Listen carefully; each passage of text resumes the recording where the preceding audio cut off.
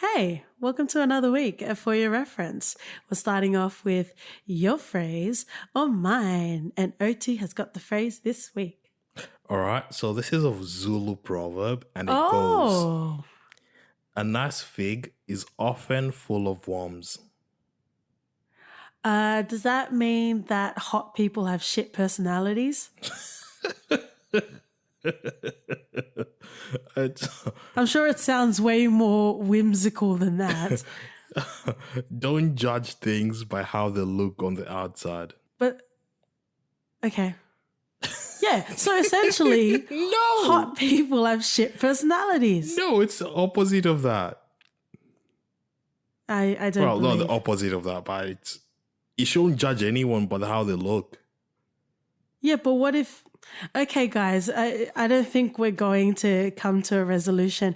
If you think I'm correct, which obviously I am, and if you don't think I'm correct, you need to seek help like OT, let us know. Because I definitely won that. All right.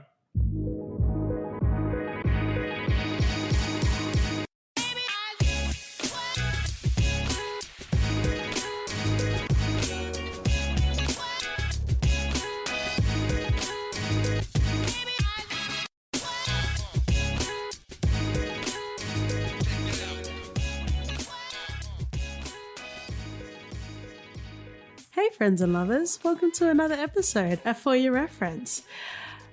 We are covering quite, I wouldn't even say cult following. It's quite widely accepted that this is one of the greatest shows of this sort of ilk, True. right? Yeah. So stay away from your screens unless you're at work, because we are diving into the anthology series Black Mirror. Sorry, that's X-Files. So Charlie Brooker, I thought that was an original composition. Sorry to disappoint. Oh, I was going to sell that to Charlie Brooker. You see what you did now? Oh, well, let's do what we're good at then. Hopefully what we're good at. By the way, you have your host, Katie. And OT. It is a mess. We are spiraling. Come and save us. So, creator of the show, Charlie Brooker, and also his co-showrunner, Annabelle Jones. Super amazing, great series. The whole crux of the show is every episode is different. The cast is different. It essentially functions, as Annabelle likes to say, as mini films. And I think that's a fair enough thing to say. Actually, she actually calls them films, not mini films. Sorry, Annabelle, if you're listening. But wow, what a series. We will talk about first impressions. Usually this is the section where we go through the stats and go through the cast, but because it is an anthology, we're not really going to get anywhere. And really, you don't need to hear us say it. You can probably just do a quick Google search on your Black Mirror and figure out who's in the series. So we're going to do something quite a bit fun today, have a bit more structure than we usually do. We'll talk about first impressions, which is what we always do. We've each chosen our favorite episode in the Black Mirror series, and we'll also capture off the most recent season 5. Possibly the worst of the bunch, but Yes. And if that's all you hear, that's all you need to know. We're done. Did I copyright something else as well? Yep. Oh, well. No one listens to us, so we're fine. So Black Mirror first aired out of Channel 4, which is in England, in December of 2011, where it stayed for quite some time, as, you know, English, British sort of shows do. You know, you have it, and then 2 years you'll have like another season as well. Yep. And I guess in true Black Mirror fashion, it's become more rapidly frequent in the episodes that we're getting as soon as it hit Netflix. Yeah, I think they're averaging a season every year now. Yeah, which, you know, it's a double-edged sword, the success of this show. And I definitely want us to dissect that and unpack that as well. But yes, so Channel 4 and then moving on to Netflix. But let's capture off our first impressions. OT introduced Black Mirror into the For Your Reference household. So do As you I want to go do first? any other good thing in your life. Being you, right? Or is a show more? Is it worth more? It sure is. Oh my! I saved you just then. So it came out in 2011. Did you watch it at the time that it came out? Did it take you some time? Yes. I think I watched it a few months after it came out. Well, I was looking for anthological series out there, and there are far and few in between. And when I've stumbled on Black Mirror and watching the first episode, it just got me. Oh yeah, and we definitely need to talk about. I think it's called National Anthem, the first episode. We'll definitely need to talk about that. But yes, continue. Yeah, because it was so outlandish, and what they were doing in the episode, it just captured I'm like, wow, how can they top this? And that they did. Like, National Anthem. isn't really considered one of the best episodes, but it's one that really got me to start watching Black Mirror. It's a great way to dip your toe into the Black Mirror sphere. And just to preface this, I'm not sure if you knew, but Charlie Brooker, lots of people that are obsessed, and Black Mirror is such an easy show to get obsessed over. You know, people are trying to string together theories of all of these episodes existing in one world. Right. And I was listening to an interview with Charlie Brooker, and he was saying that if he had to, define it, he would say that Black Mirror is a multiverse. It's a multiverse 15 seconds into the future. 10 minutes. 10 minutes? 10 minutes away. I think it's about 10 minutes. But, it's all semantics. But essentially, I say this to say Black Mirror is situated in the spoiler multiverse. Like I mentioned, we are going to cover all of the series that exist today. Before we even get to season 5, I guess if you just want to keep us some company along the way, we'll let you know when we're about to talk about season 5. But yeah, we're going to talk about spoilers. What are your first impressions on Black Mirror? I was satiated from the onset. So just to give you, a coloring and a peppering, if you will, in the types of shows that I enjoy, 30 Rock, Arrested Development, even more recently, Atlanta, Insecure. And, even though they are kind of lighter comedy sort of shows, they're still able to interweave social commentary or, contemporary issues in a way that isn't jarring, and in a way that, it might not necessarily be something that sits with you quite nicely. And it might be something that creates a conflict within yourself. Right. So being introduced to Black Mirror, outstanding, exemplary. And the first episode, it's one of the best ways to introduce a series, because yes, it is about technology, but the crux of it is to save Princess Susanna, the Prime Minister is demanded to fuck a pig. Yeah. On Live on Air. Yeah. Yeah. And, if you've listened to any of our episodes, you know that we're going to hell anyway because we're vulgar as fuck. But wow, if the criteria to go to hell is being vulgar, no one will be going to heaven. Yeah, no one is. Robot Jesus is just chilling up there by himself. Oh, probably. But I think that's an episode for another day. We're not going to tackle theological sort of debates right now. But yes, the premise of it was, and at 2011, I watched it a few years after, but even at that time, shows of this ilk weren't necessarily out at this time. It's all kind of a dime a dozen now. Inside Number 9, which is definitely something we're going to reference later on. Yeah, one of the best one of the best shows out there at the moment. And an example of a terrible one is Room 104. Room 104 isn't bad. It just has a lot of hit and misses. And when did you stop? Did you pick it up after we stopped watching it? We're amongst friends. Let's not lie. And then you also have Love, Death and Robots. Like the anthology technological sort of tangent is rife out there because people have that appetite for these sorts of shows. So I think it is well worth mentioning that at the time that Black Mirror came out, it was cutting edge, if you'll pardon the pun. But it really was on the cusp of a new sort of genre. And what I really appreciate about Black Mirror is it really kind of carved out its own little niche or niche for our American friends. No one says that. Yeah. They do. We've established this.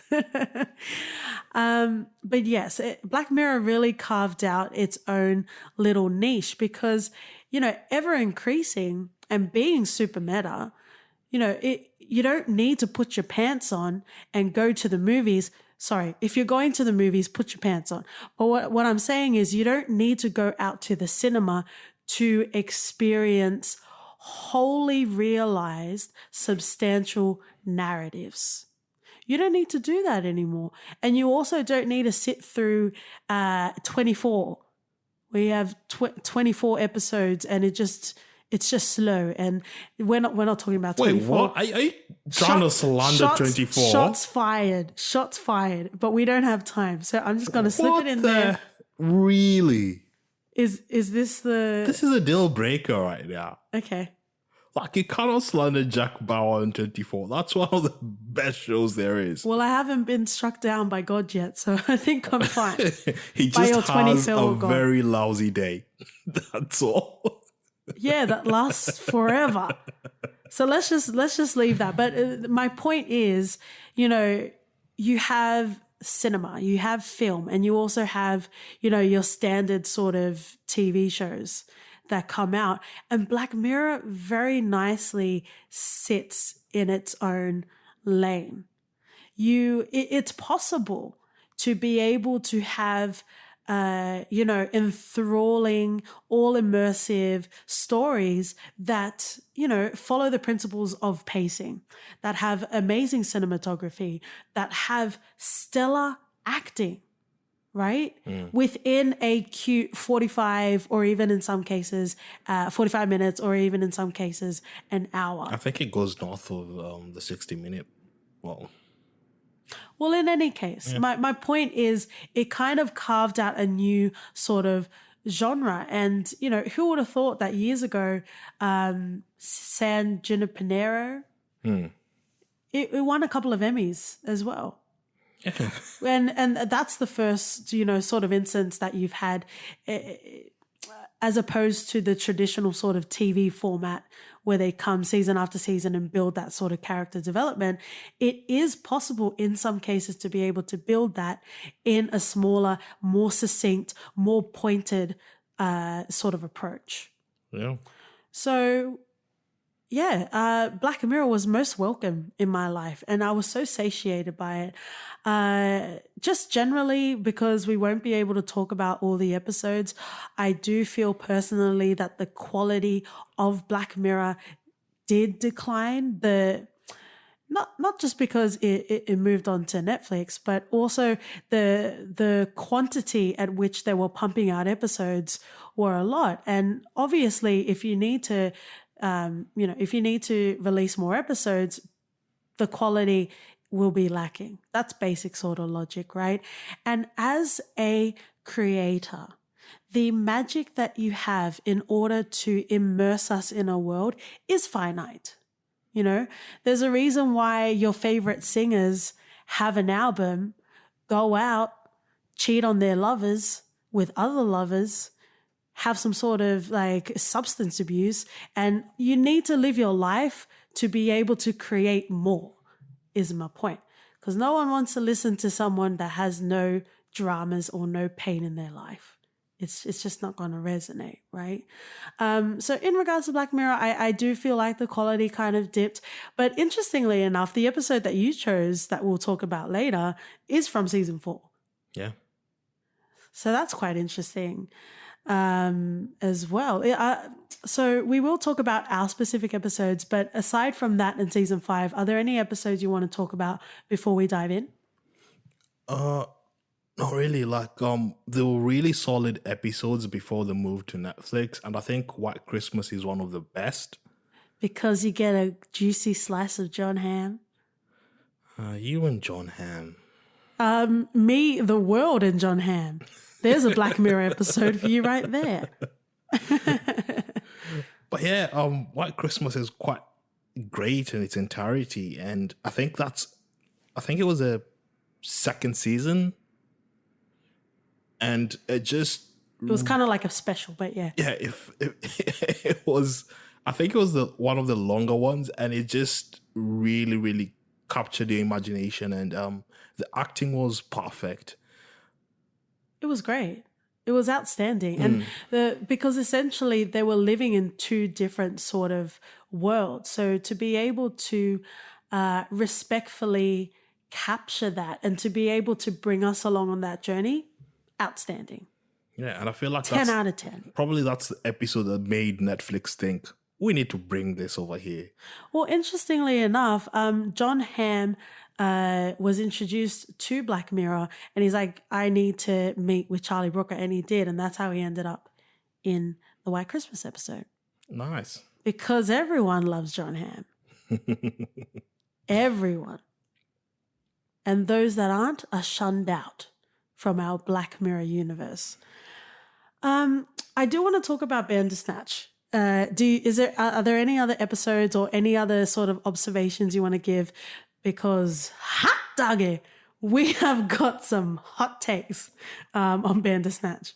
Well, not really, but I wouldn't really consider Bandersnatch as a Black Mirror per se. We're going to talk about Bandersnatch, but are there any other episodes that you want to talk about? I do want to give a special shout out to my best friend, my ever eternal Daniel Kaluuya. He's amazing. And his episode, which is the second episode of the series, amazing. Super great concept. And even though I didn't choose that episode as my favorite, it was more to do with the concept and the resonating factor. But I definitely appreciated his episode. Great. That's all. I sort of thought that you'd mention it, so... Well, I did, and I feel great, and there are no regrets in my life. 15 million merits. The entire history of You is quite interesting, and we did reference it, I think, in last week's episode, where they become static noise, essentially. That's quite an interesting episode as well. You've got... I think it's also good to mention that the cast that they're able to bring into the series is perfect because it's not distracting, and we'll definitely talk about Smithereen because that is the casting really just shines there. But yeah, I just wanted to give a shout out to Daniel Kaluuya's episode. I also just want to give a general note to some of the other episodes that I felt flat a bit. The Waldo effect, I didn't really care for. The Waldo moment, it was the one where they had the puppet running for... The blue, yeah. Yeah, and apparently Charlie Brooker was running out of ideas and he was strapped for time and he just had to record it. And it shows. Like, I really didn't see the point of that. But yeah, we've got so much to talk about, so I'm not going to spend too much time talking about the episodes that I didn't really care for. But yeah, for all of its triumphs, that stands out as one of it, yeah. Yeah, for all of its triumphs, there were some that were lackluster.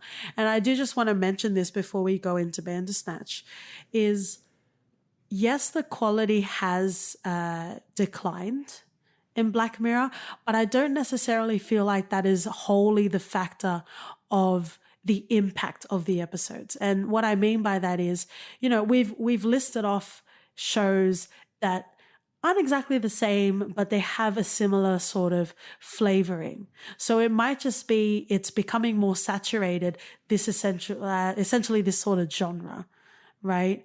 And these shows are starting to rise to the occasion of Black Mirror, and in some cases they do it better, right?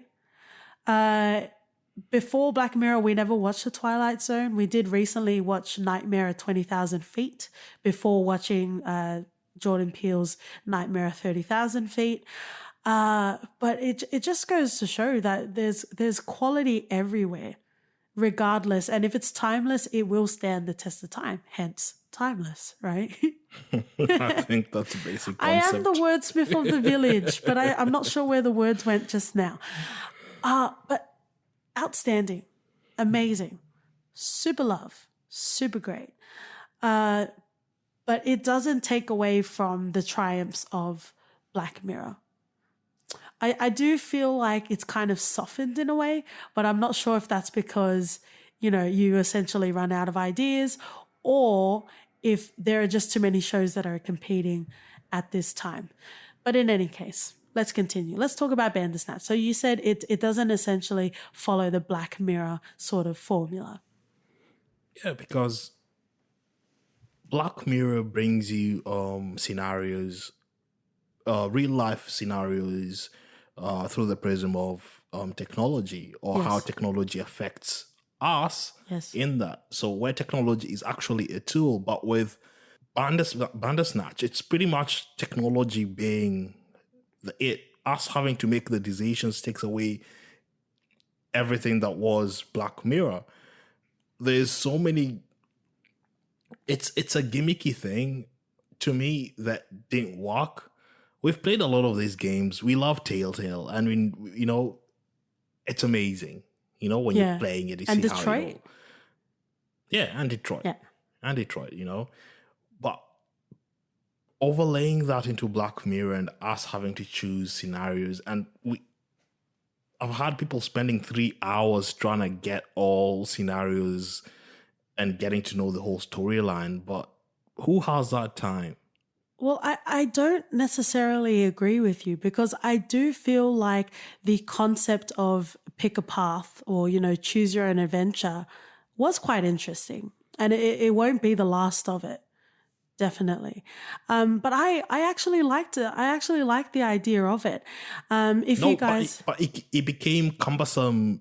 It became cumbersome. It became cumbersome though. But open your mouth for this tasty morsel, right? Part of our frustration with Bandersnatch is we kept fucking up, right? Not really fucking. Hang on.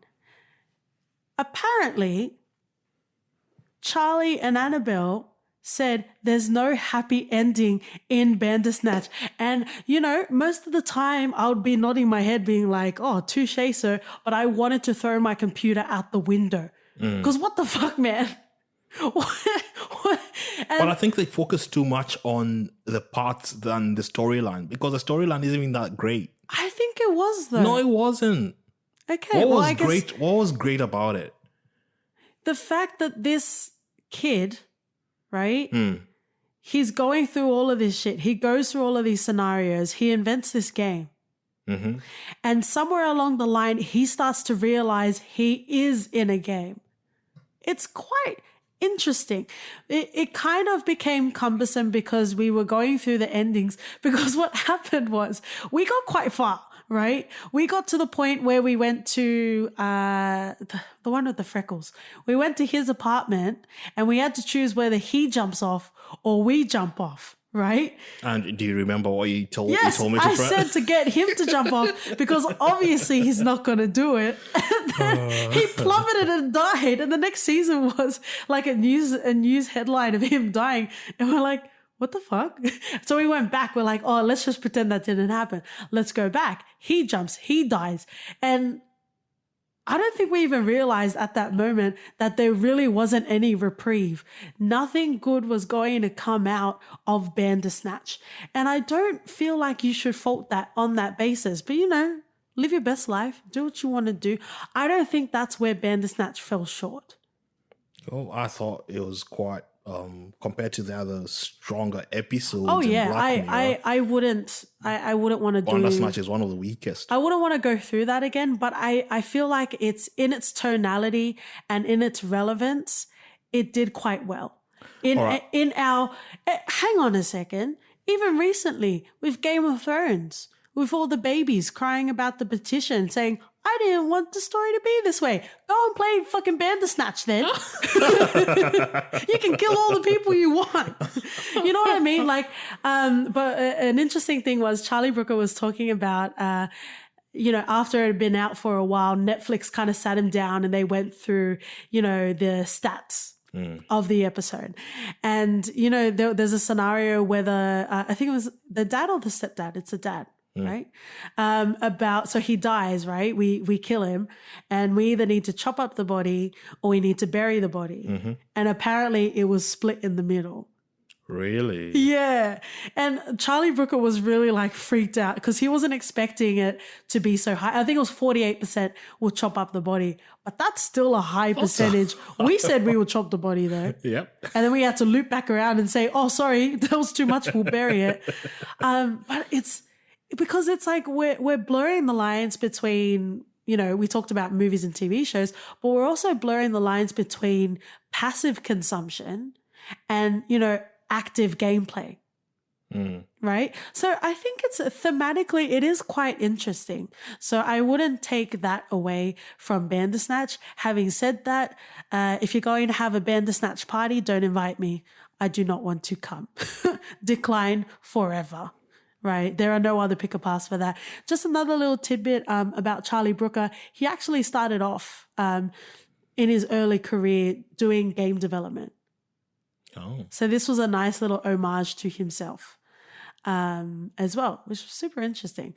But I think Bandersnatch has had enough time. And I think while we were playing it as well, we also said this would have made a much better episode. Like just give us a proper episode the way that we know and love. And let's be on our merry way. Yeah, because I've seen people compiling the episode without the choices and watching it in its entirety and the different versions. The story just didn't seem that great and that strong compared to the other Black Mirror episodes. That's why I said take away the gimmick of making a choice, and it's just not that great. Yeah. How rare for us to disagree. We should call this For Your Agreeance. Yeah. So I think we about that section where we have to talk about our own personal favorite episodes in Black Mirror. Are you producing me right now? Yeah. Where's the casting couch? Oh wow, this is turning into a different sort of podcast. Right? If you're interested. No, I'm kidding. I did say last week there is a filter before I say things. No, and there isn't. No, that got a green light from my filter. So let's go through yours. Mine is a bit more sad. So we'll go through your episode first. And it's from season 4, episode 4, called Hang the DJ, starring Georgina Campbell and Joe Cole. Essentially, the main characters that we have for this episode are Frank and Amy. Again, another spoiler alert if you need another one. If you haven't watched this episode, then probably skip ahead. But they live in a world where their romantic entanglements are essentially determined by the algorithm. Which is very interesting. OT and I have been together since Deadwood times, so we haven't really, well, I hope you haven't experienced dating apps. Yep. Well, there are OT babies, so the dating apps come first, I guess. So we haven't really experienced, unless through vicariously through our friends, we haven't really experienced, the angst and the anticipation in some cases, and, the melancholy as well in the dating app sort of lifestyle. So this episode was quite interesting, but because it's your favorite episode, I'll let you go through it. So Hang the DJ has to be one of the best episodes of Black Mirror to date. Settle down, buddy. I haven't even gone yet. So, like you said, it has these two characters, Frank and Amy, who at the end of the episode are revealed to have a 99.8% match. Yeah. Something really high. Something really high. Something in the north of 90s. And it's, well, we're introduced to them having gotten each other, or the system, as they called it, matching them, but they've been given quite a short time until their date has to end. Mm-hmm. And once that happens, they go to other partners, but you could see they really think that they're meant to be together. There's this chemistry, there's this fire between them. Uh-huh. And the episode really focuses on the theme of love and what I think love should be. Like, love should be rebellious. Stick it to the man, you know? But in the famous words of Tina Turner, what's love got to do with it? Oh, Tina Turner wouldn't survive in the system. Wow, Tina Turner will exist through all the ages.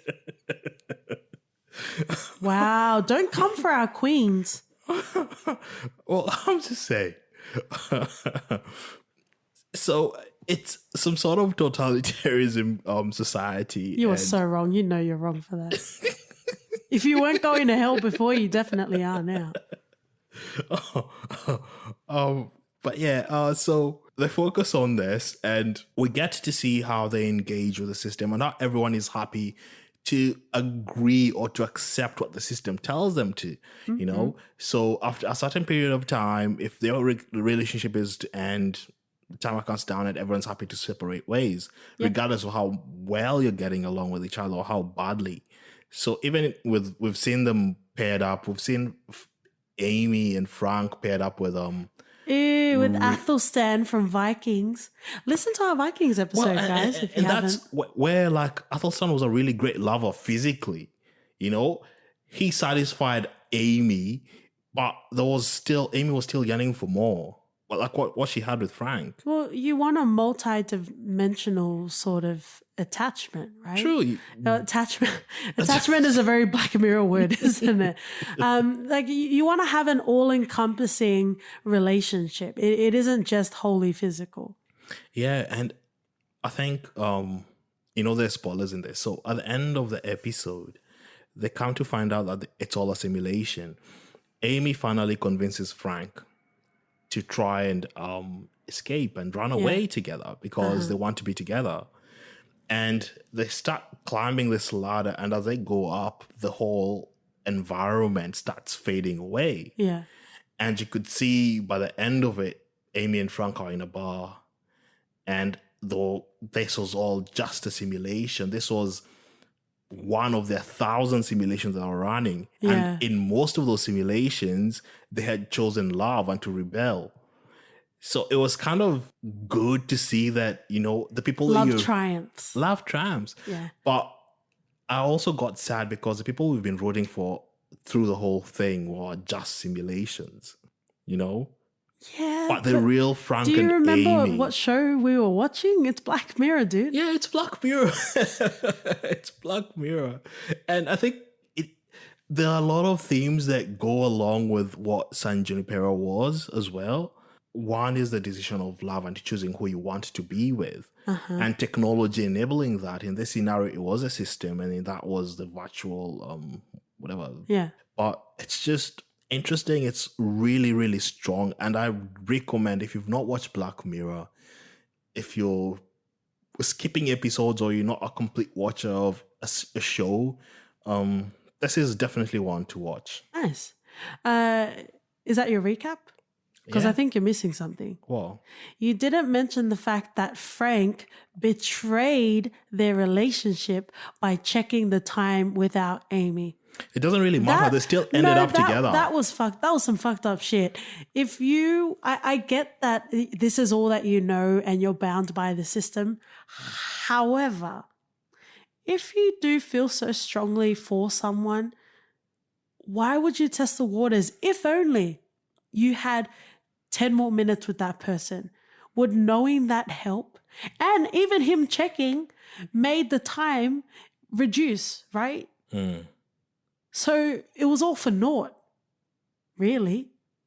Not all for naught. It just shows that it's human nature to want to know. Right? Okay, well, thank God we're not in Black Mirror, because I feel like you would be that motherfucker that checks. I would check, because what's the point? So even after watching the show and see what happened, you would still check. If we're meant to be together, we'll end up together. And I think that's what Black Mirror was trying to pass along, go against the system, fight for love, regardless of what you think love is. If you are meant to be together, regardless of what society tries to dictate, whatever, as long as you know what you're feeling inside and you want to go with that, Yeah. that's all you need. That's all you need. That's pretty much you and me against the world, or them against the world. Yeah, you and me against the world for 10 more minutes because you keep checking the bloody gadget. I would check. I wouldn't fault But don't that. test it. Like, even if the love that you have with someone isn't going to last, why don't you just immerse yourself in the moment and just enjoy what's there? Not everyone wants to live in the moment. People are planners out there. I want to know if I'm going to get you brekkie tomorrow, I'm going to make brekkie, and I don't get a chance to do that because our time is up. Oh, I thought that explains why there's a lock on the door and you won't let me out. And that too. Well, watch out for our Netflix documentary.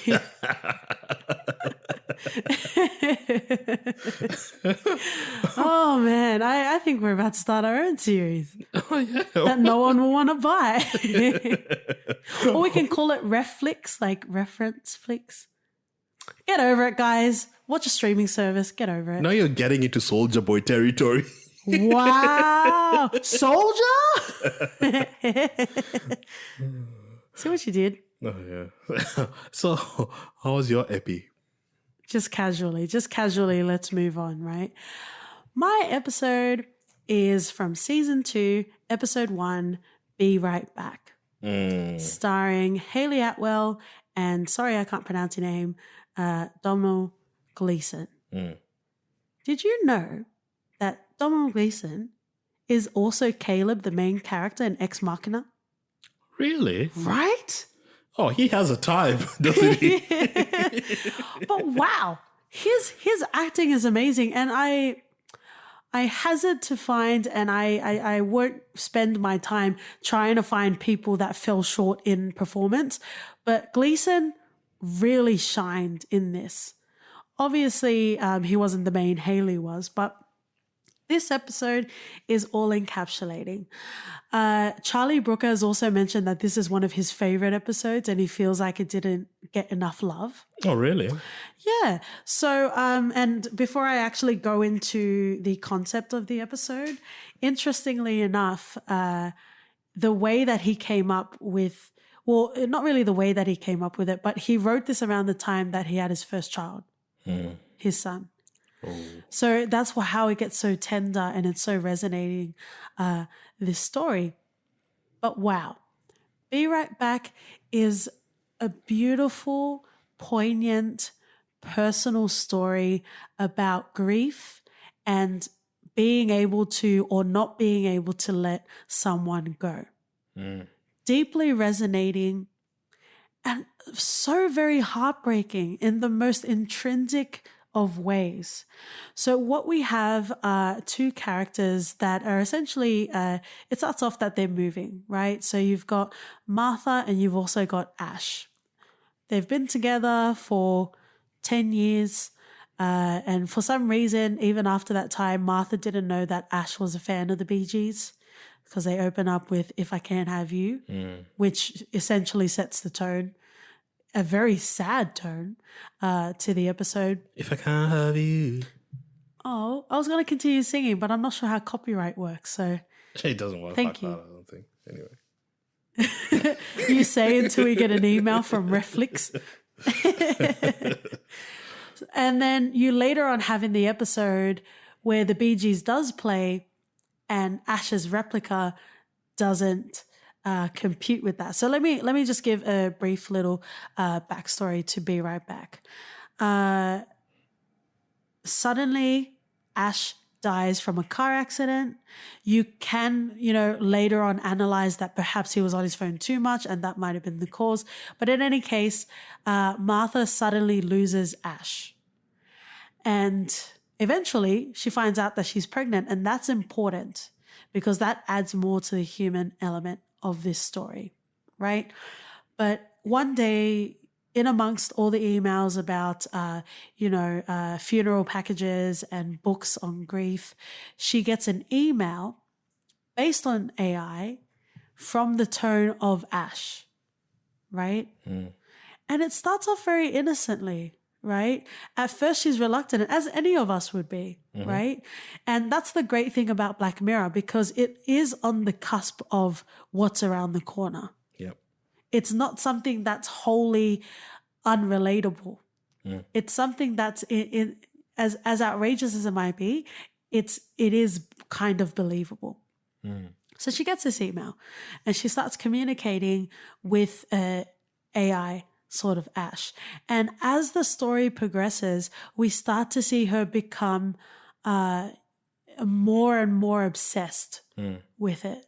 You know, just typing isn't enough. She needs to hear his voice. So she surrenders all of the photos, all of the videos to feed that AI. So she can actually hear Ash. Not only just hear his voice, because you can do that through videos, but be able to respond in a dynamic sort of way. It's sad. Yeah. It is very sad. And you know, as the episode continues, she's able to, I'm just going to call him an android. She's able to get an android, but it looks really creepy. Like, it looks like Voldemort under the subway station. Like, it looks fucking gross. Yeah. That's a 9 3/4 reference, guys. You're welcome. And I'm not talking about Harry's wand. Oh, far out. If you thought it was just going to be serious and we weren't going to talk about dicks, welcome. This is what we do. But yes, and then she literally waters and feeds it like a plant or like a baby. And she brings this Ash AI to life. Part of the interesting thing is when Charlie Brooker was talking about this in an interview, he was saying that when he created when they created Ash AI, they didn't want him to be able to replicate and empathize with Martha's character. Because what they wanted to exemplify is you've got technology and it can in some ways emulate, his quirks or his personality. But in every semblance of the episode, Ash AI made it quite clear that he was mechanically doing this. And that really, I'm running out of words. It was so beautiful and so heartbreaking at the same time. So let me wrap up the episode, and then we can actually talk about it. It gets to a point where, I think it's like a freckle above his nipple, or it's just that little snap in her that makes her realize this isn't my Ash.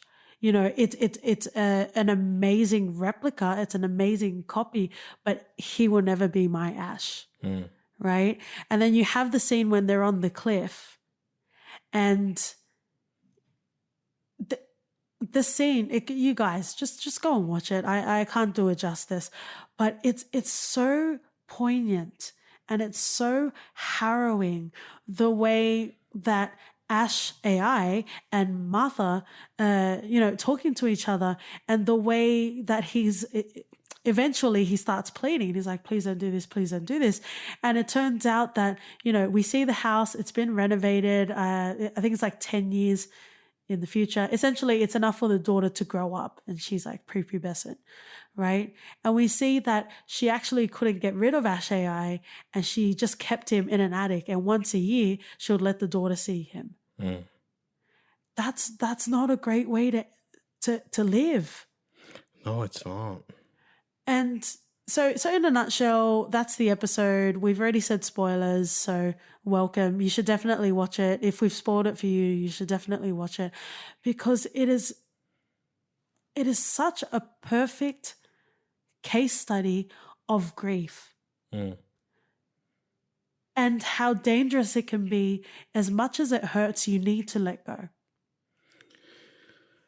Agreed. Like, you know what? I really I couldn't understand. Well, I can understand the reason you'd want to cling on, but this just went beyond the the line of where creepy resides. But it's resonating because it is deeply human, and it's not as if it's, buying some sex doll. It's actually normal people, and what normal people, if they don't attend to their grief, it's reasonable that this would happen. Yeah. And that's what makes it even more sad. Yeah. Yeah, it is sad. I did say mine was a sad episode. That's why you went first.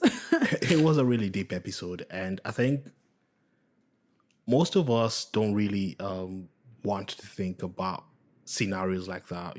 People have lost loved ones before, and it's hard and harrowing. And trying to think or trying to put your place in where Martha is. Yeah, as just I don't know. I don't know if I would do the same things as she would.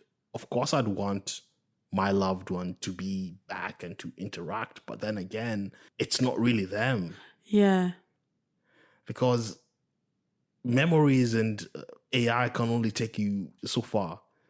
But even through the episode, like, her loved ones were trying to reach out to her, but she started to isolate herself even more to exist in this world with Ash AI. Jeepers, man. But yeah. but that's why I chose, and I am correct in this being the best episode of Black Mirror, because you can talk about how Black Mirror is super key, and you talk about technology and how you can download memories and all that fun sort of stuff.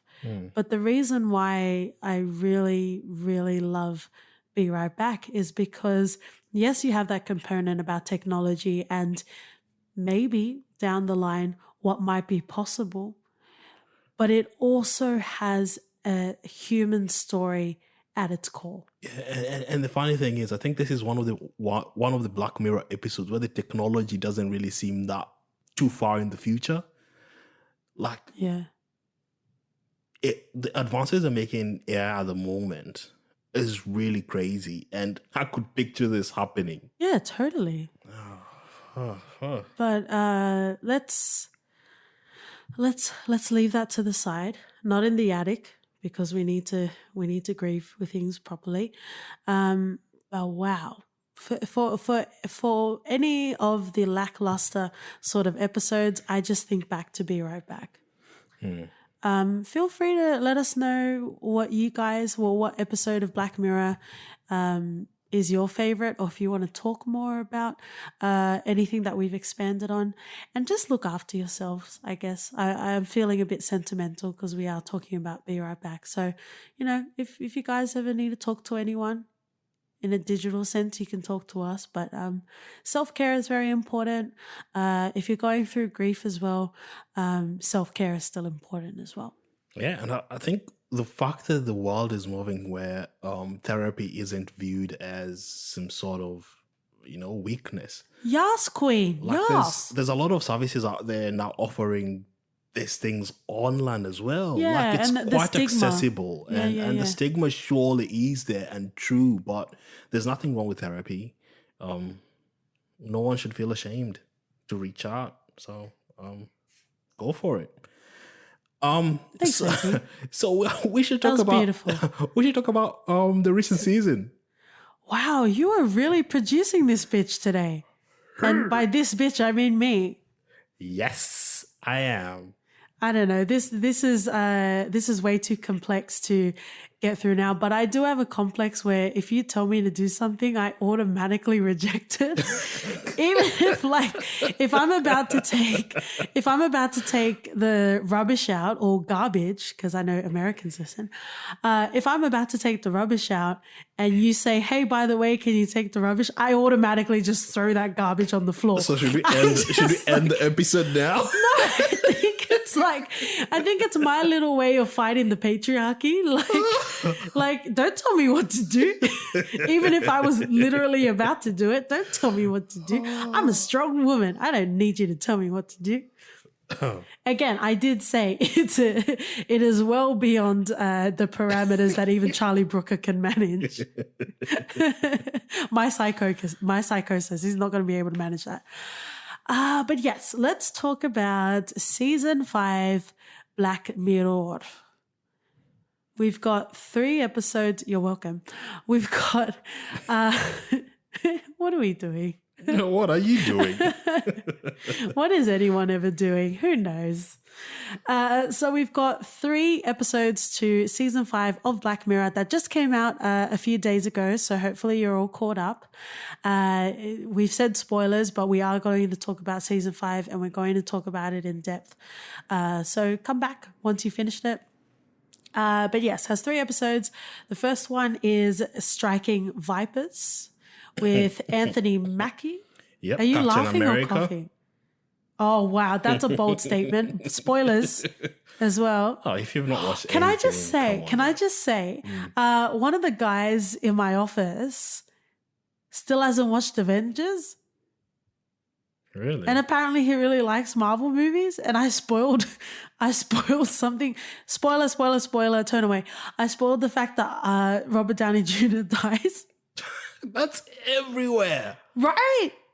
Open up Google and they're like, Iron Man is dead. Yeah, and it's anyway. But if you haven't watched Avengers, I don't know how true it is to the comics, but apparently Anthony Mackie is our new go-to guy.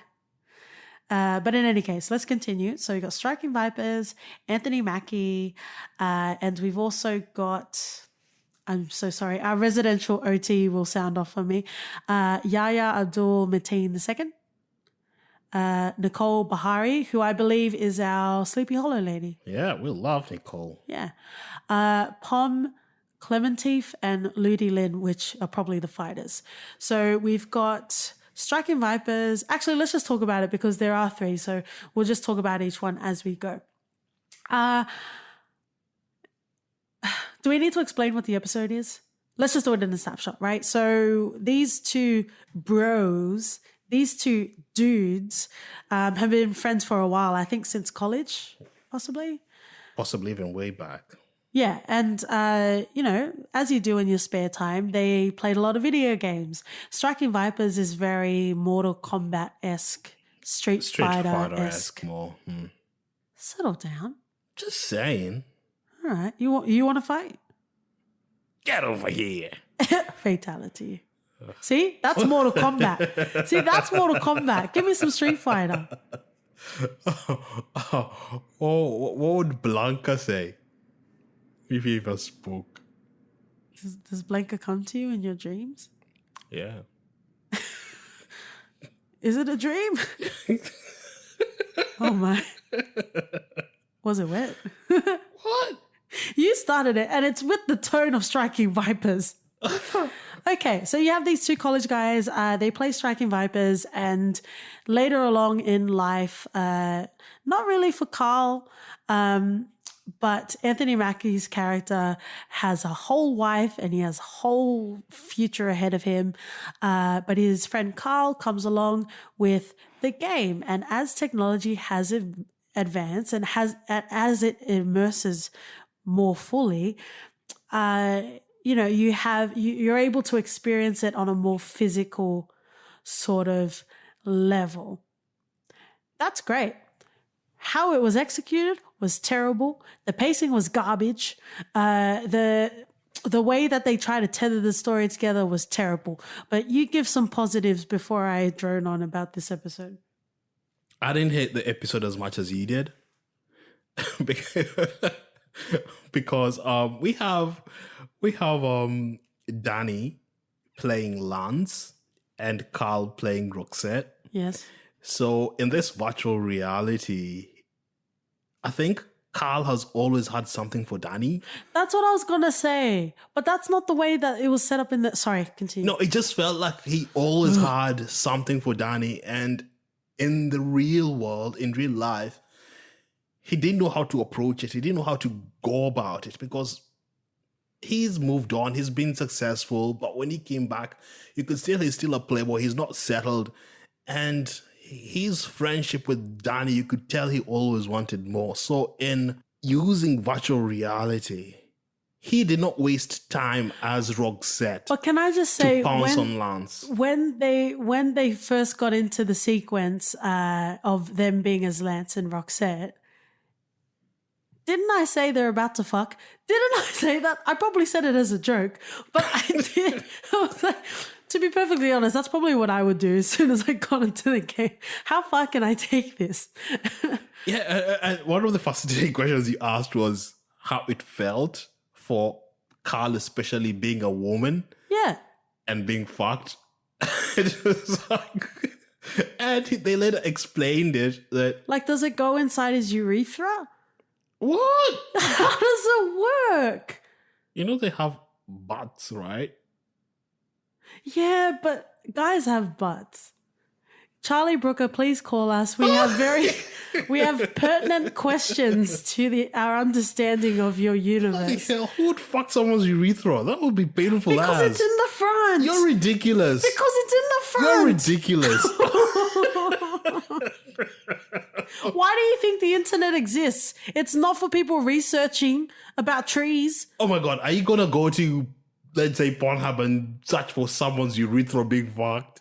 No, I'm going to Askblog and I'm going to look for someone's urethra being fucked. In any case, it is a very interesting concept that you have because, more and more we're learning about research and prototypes about, for example, like long distance couples. How do you have that sort of not even intimacy? How do you have that, like, how do you feel a cuddle, like, across the seas? And, there are developments where they're trying to do that. And it won't be far off before, you're fucking yourself into a fleshlight and then the other person can feel it on the other side. It's not something that is too unbelievable because at its core, there are human needs. Sometimes they're romantic and sometimes they are animalistic. But there you go. But it's a very interesting concept that they had for the episode. But to add on years and years of potential love for your best friend, come on now. Like you're doing yourself a disservice because there's not enough time to breathe within the Striking Vipers world to fully explore that. Right? It kind of just came off really stark of, they're gay now. Nah, man, it doesn't, that's not how it works. And that's how I felt watching this episode because it wasn't fleshed out properly. And one of the other gripes that I have, because I feel like we need to start wrapping up to talk about the other episodes. Part of the gripe that I had with Striking Vipers is nowhere in Black Mirror do things just have an ending.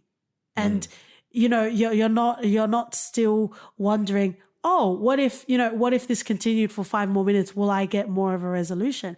Even Charlie Brooker talked about, essentially the formula that they work on is, you introduce the character goes through shit, the end, right? That's essentially all of Black Mirror because it's that undeniable creeping into your own consciousness of what could happen to you. Right. Charlie Brooker also talks about, if Black Mirror, if social media or technology is a drug, which at times it really does feel like a drug, what are the cause and effects? What are the consequences of that? Right. And it really allows you to mindfully digest the content that you're consuming through these episodes. Striking Vipers, it really had an ending. Right? Yeah, we had a resolution. What? Why? For who? And, I guess it's one of those things as well because it's not ours. We're not Charlie Brooker. We're not Annabelle Jones. But you come to expect, not even just quality, you come to expect a voice or, a flavoring once you understand or once you appreciate the styling of Black Mirror. And, Bandersnatch, we even said, didn't feel very Black Mirror. And Striking Vipers, it just fell short for me. What I will say about Striking Vipers, those sex scenes between Lance and Roxette, they are perfect looking people. They don't deserve that. Like, I don't deserve to look at them because they look too good. But those sex scenes were quite great. Definitely don't watch it on the bus, guys. You can listen to our podcast on the bus if you like. You might get just as aroused though, so watch out. Yeah, one of my gripes with it was that if for Danny it wasn't really about being gay, it was more how sex was different. But why couldn't he Why just not go have just- sex with other people? No, like why didn't he not do it with Nicole, with Theo, Yes, the wife? actually, we said that a lot. Why Why not doesn't just he do it just with give Theo? her a headset? Yeah. Because Theo wants intimate and physical contact. But I think she just wanted passion. Yeah, but Danny's already spent. Literally. Anyway, let's move on to the second episode, Smithereens. Smithereens, outstanding. Again, didn't feel like a Black Mirror episode, but if you remove the expectations that you have for Black Mirror, and we'll explain why we don't feel like it's a Black Mirror episode, but if you remove that, as a general sort of narrative, delicioso. Amazing. Great episode. So in Smithereens, we have Andrew Scott, who's our Moriarty in Sherlock. I love seeing him in that, so I'm glad that we got to see him again in this episode. We've also got Damson Idris, who is one to watch. We definitely do need to do an episode of Snowfall, but wow. He's definitely an up-and-coming actor. And I say that with trepidation because you tricked me last time when I was listing my up-and-coming actors, which Daniel Kaluuya, and he's also in Black Mirror. And then you've also got Topher Grace, which I haven't really watched much of his work, so I didn't really care that he was in the episode, but people seem to be buzzing over him. So essentially, the reason why I don't really feel like this is I think the reason why we appreciate Black Mirror is because it's such a unique voice. Smithereens is kind of drowned in a lot of content that's out there today about, the overconsumption and the obsession with social media. So that's probably why it didn't feel like a Black Mirror episode. But as its own, as a standalone sort of narrative, I was all for it. There wasn't a big part of technology as we know with Black Mirror. Nothing futuristic. It was all pretty What we much in have. this current environment. Like whatever was capable in that episode, we can do now. Yeah. So in that aspect, it wasn't really a Black Mirror episode, but the story and how it was written and how it was performed. Yep.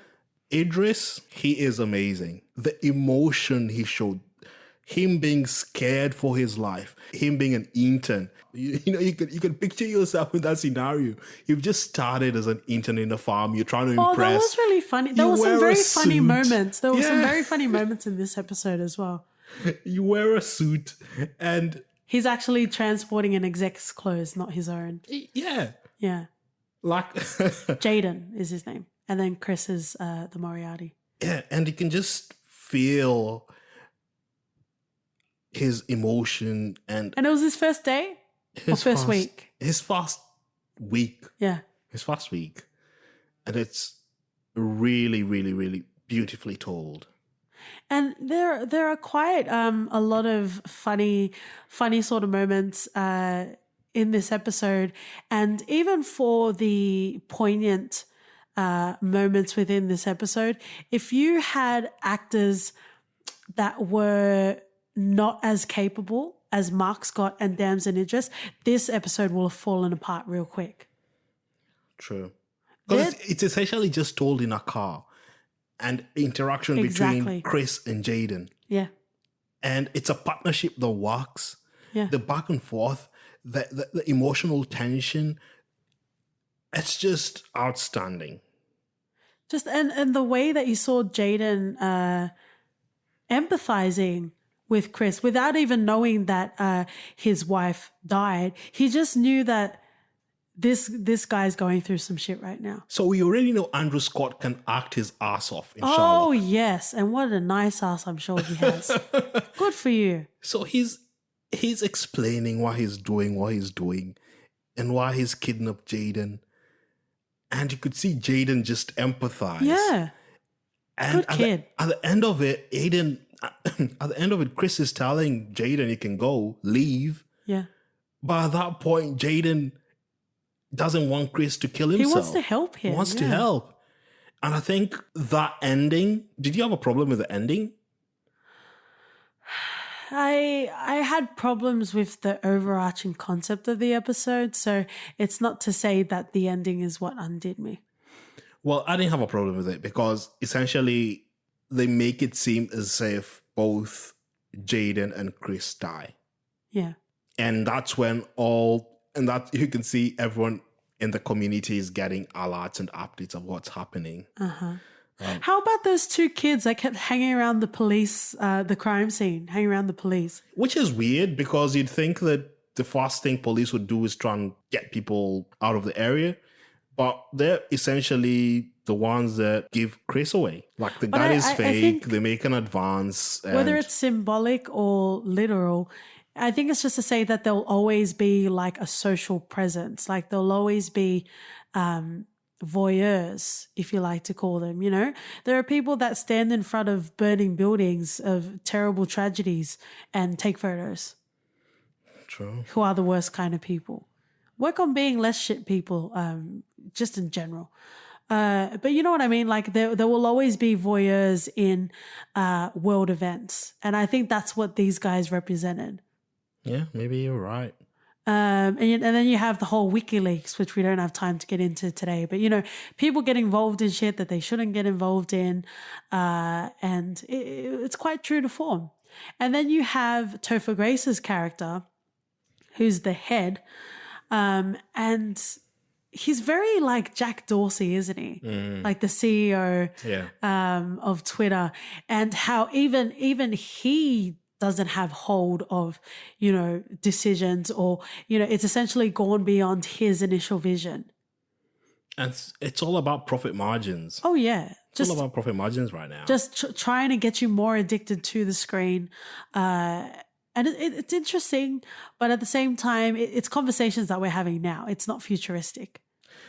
What I had an issue of is, well, as much as Chris took responsibility of killing the wife, he blamed, let's call it Twitter, for his accident. Because he looked at his phone for 1 second and he got into an accident. Yeah, that's what I'm saying. I had qualms with the episode. But as a simple story, with the acting from Mark Scott and Damson Idris, amazing. And these two particularly are the sort of actors that you see, you know, if they get paid $1, they are going to give you $1,000 worth of acting.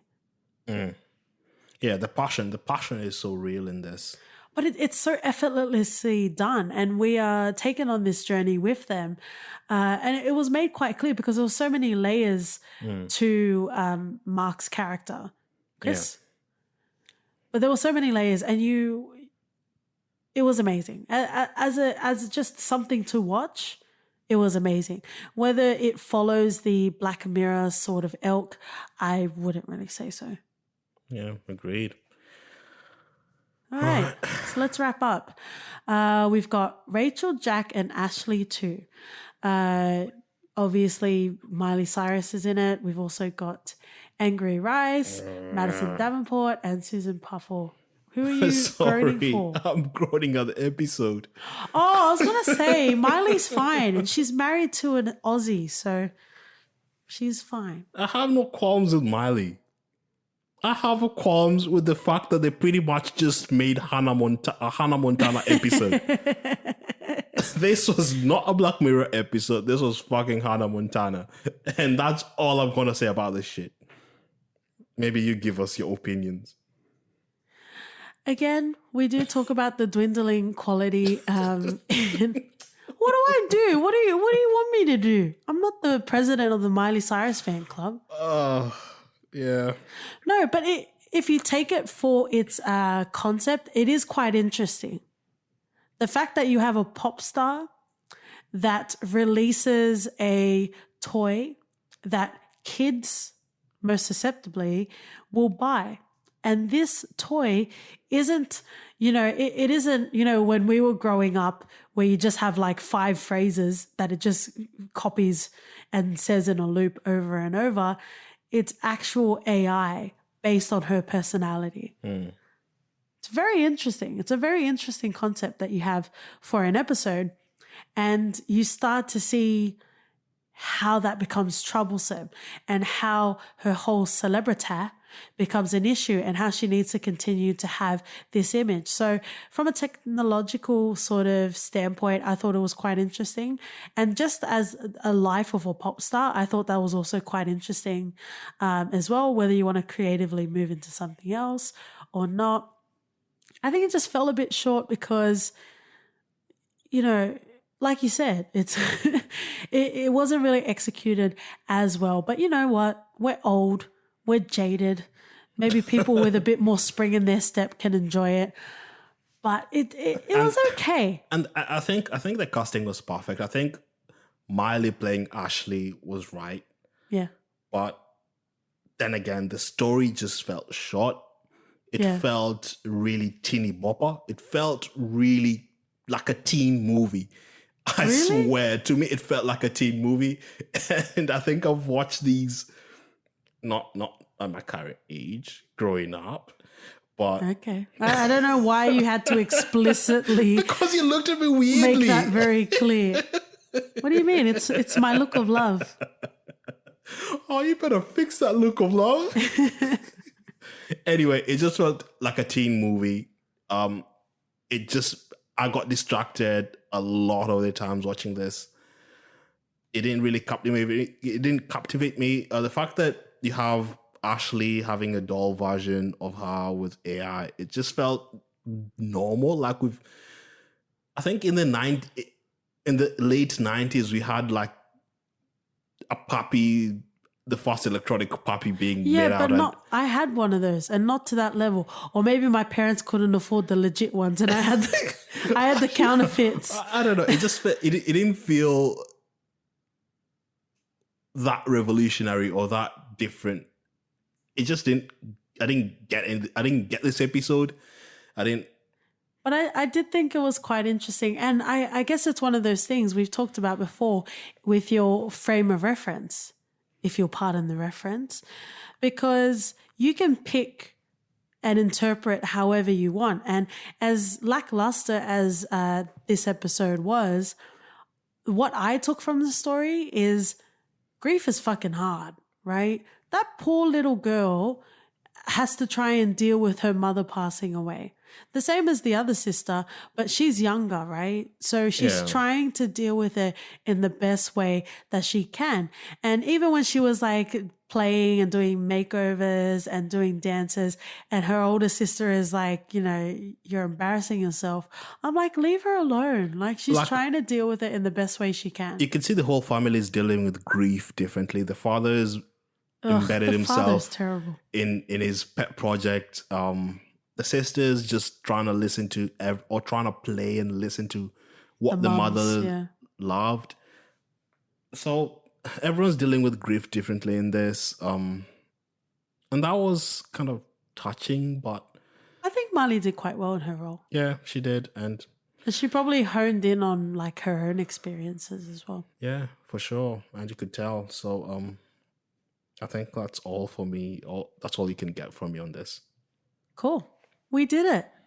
We talked about Black Mirror. Mm-hmm. And because it's on Netflix, I'm sure we'll be here next year. I don't know when it will end. I guess we will know when we know, hey? Yeah. Well, so... Let's dive into For Your Reference. I would go with Inside Number 9. It's another anthological series. Nice. It's a comedy, crime, horror, whatever your flavor is. They have different episodes with different themes. It's amazing.